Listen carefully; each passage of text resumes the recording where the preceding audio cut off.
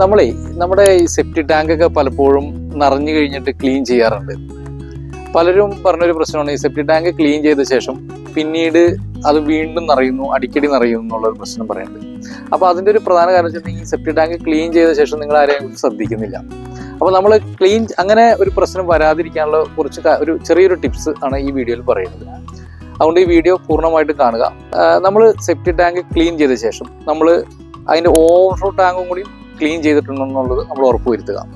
രണ്ടാമത്തെ കാര്യം നമ്മൾ ചെയ്യേണ്ടത് സെപ്റ്റി ടാങ്കിൻ്റെ ക്ലീനിങ്ങിന് ശേഷം അതിനകത്ത് വെള്ളം നിറയ്ക്കുക. ഫുൾ വെള്ളം നിറയ്ക്കണം. വെള്ളം നിറച്ച് ഓവർഫ്ലോ ടാങ്കിലേക്ക് ചാടണം.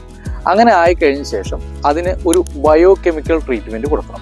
ഈ ബയോ കെമിക്കൽ ട്രീറ്റ്മെൻറ്റ് എന്തിനാ കൊടുക്കണമെന്ന് വെച്ചിട്ടുണ്ടെങ്കിൽ എന്തെങ്കിലും സ്ലെഡ്ജ് എന്തെങ്കിലും കാര്യങ്ങൾ അതിനകത്ത് ഇനി കെടുപ്പുണ്ടെങ്കിൽ തന്നെ ആ സ്ലെഡ്ജ് എല്ലാം പൂർണ്ണമായിട്ട് പോകാൻ വേണ്ടിയിട്ടാണ്. അതിനുശേഷം ഒരു 5 ഡേയ്സിന് ശേഷം, കുറഞ്ഞതൊരു 5 ദിവസമെങ്കിലും കഴിഞ്ഞ ശേഷം തൊട്ട് നമ്മൾ ബാക്ടീരിയ, അനാറോബിക് ബാക്ടീരിയ ആഡ് ചെയ്ത് കൊടുക്കുക.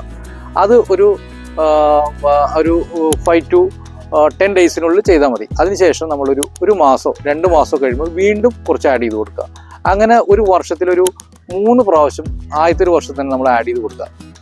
പിന്നീട് നമ്മൾ വർഷത്തിൽ 1 പ്രാവശ്യമോ 2 പ്രാവശ്യമായിട്ടൊക്കെ നമ്മൾ ചെയ്തുകൊണ്ടിരിക്കുക.